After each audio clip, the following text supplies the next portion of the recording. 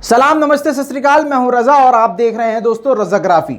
Iran का America को जोरदार तमाचा। जी हां दोस्तों, काफी वक्त बाद आपके सामने ईरान का अपडेट लेके आया हूं, तो जाहिर सी बात है कुछ तो बड़ी बात होगी जो अपडेट इतने समय बाद आपके सामने लेके आया हूं। इसीलिए आप इस रिपोर्ट को पूरा देखिएगा, जिसमें मैं आपको कम से कम वक्त में बड़ी अपडेट देने वाला हूं। जैसा कि आप सभी को पता है कि ईरान इस वक्त पूरी तरह से परमाणु हथियार बनाने की तरफ बढ़ रहा है, जिसके लिए वो यूरेनियम का संवर्धन कर रहा है। यानी बच्चों को समझाने के लिए, जिस चीज़ से परमाणु हथियार बनता है उस चीज़ को काफ़ी तेज़ी से बनाने में ईरान लगा हुआ है। अब ये जो है बनाने का कोई राइट नहीं था ईरान के पास, लेकिन जिस वजह से ये राइट नहीं था वो कानून जो है पूरी तरह से तहस नहस किया जा चुका है। यानी उस कानून को खुद अमेरिका ने ही बर्बाद किया। अमेरिका उस कानून से बाहर निकल गया। अब जिसके तहत अगर सामने वाली पार्टी इस कानून से बाहर निकल जाए तो पहले वाली पार्टी को पूरा हक है कि वो यूरेनियम का जितना मर्जी संवर्धन करे, यानी जितना मर्जी यूरेनियम बनाए। जब सामने वाली पार्टी कानून से बाहर निकल गई तो पहले वाली पार्टी कानून में अकेले रहकर क्या कर लेगी। तो इसलिए कानूनी तौर से भी ईरान के पास ये पूरा राइट है कि वो परमाणु हथियार बना सकता है और यूरेनियम का संवर्धन बड़ी तेज़ी से 20% फिलहाल कर रहा है।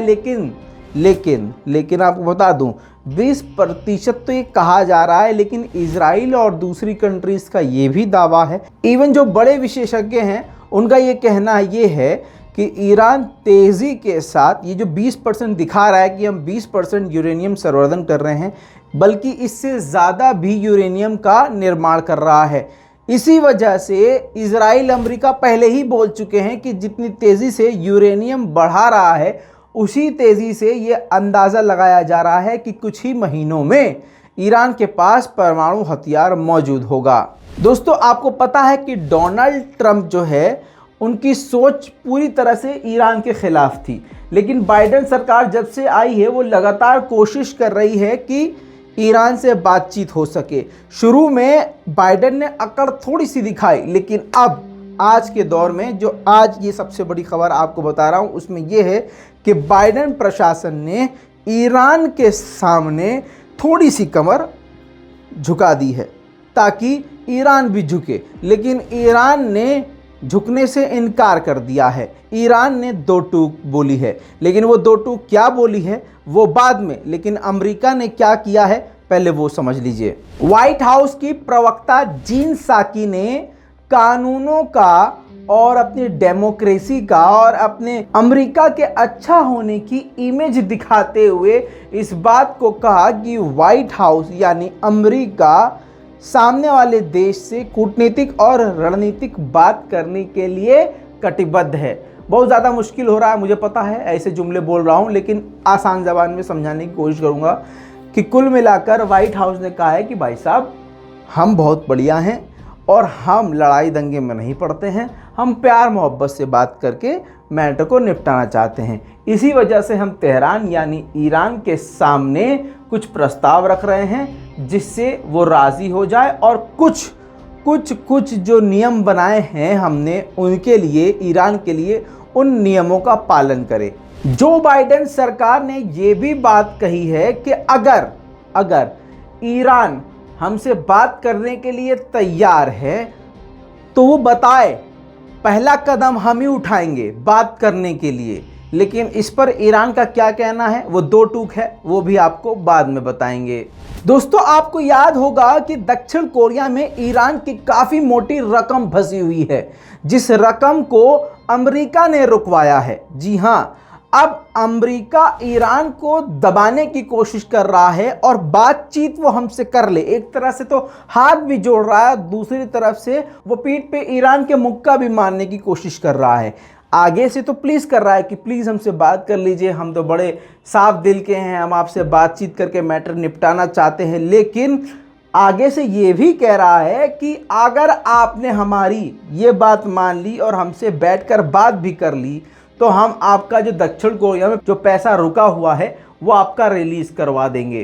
दोस्तों इसी बीच फ्रांस के एलिजाबेथ राष्ट्रपति भवन और इसी बीच जर्मन चांसलर एंजेला मार्केल के साथ यानी इमैनुअल मैक्रोन और एंजेला मार्केल रूस के राष्ट्रपति पुतिन के साथ मीटिंग करते हुए दोनों यानी इमैनुअल मैक्रोन और जर्मन राजी हो गए हैं कि भैया ईरान जो भी कहेगा हम मानने को तैयार हैं। पुतिन साहब जरा आप ईरान से बात करके हमारे मैटर को निमटवाइए। दोस्तों सभी की ये कोशिश है किसी भी तरह से ईरान के यूरेनियम संवर्धन पर ब्रेक लगाया जा सके। अमेरिका ने क्या क्या क्या पैतरा खेला है वो मैं आपको बता चुका हूँ, ये पूरे हफ्ते में पैतरा खेला गया है। लेकिन इन सभी पैतरों पर ईरान ने क्या बोला है वो सुन लीजिए। ईरान ने कहा है हम धोखे में नहीं आएंगे।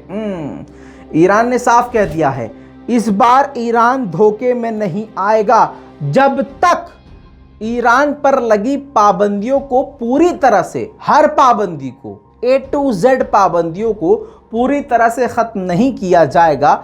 ईरान अपने यूरेनियम संवर्धन का प्रोग्राम नहीं बंद करेगा। अमेरिका के लिए दोस्तों मुसीबत ये भी है कि कुछ ही वक्त में ईरान में राष्ट्रपति चुनाव होने वाले हैं।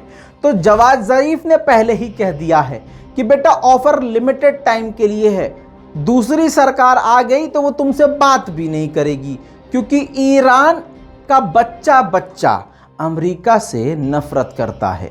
तो आप जानते हैं कि अगर कोई दूसरी सरकार आएगी तो वो अमेरिका के गोद में नहीं बैठेगी, अगर अमेरिका को लग रहा है तो। इसी बात की वजह से सबसे ज़्यादा टेंशन फ्रांस, जर्मनी, सीधा सीधा कहूँ तो यूरोपीय यूनियन और अमेरिका को भी है, जिसकी वजह से हड़कंप मचा हुआ है। दोस्तों जोर का तमाचा अमेरिका के मुंह पर मारते हुए ईरान के नेता, राजनेता और राष्ट्रपति एक ही बात बोल चुके हैं, जब तक हमसे पाबंदी नहीं हटाई जाएगी कोई भी बातचीत नहीं की जाएगी। इस पूरी रिपोर्ट पर आपका क्या कहना है?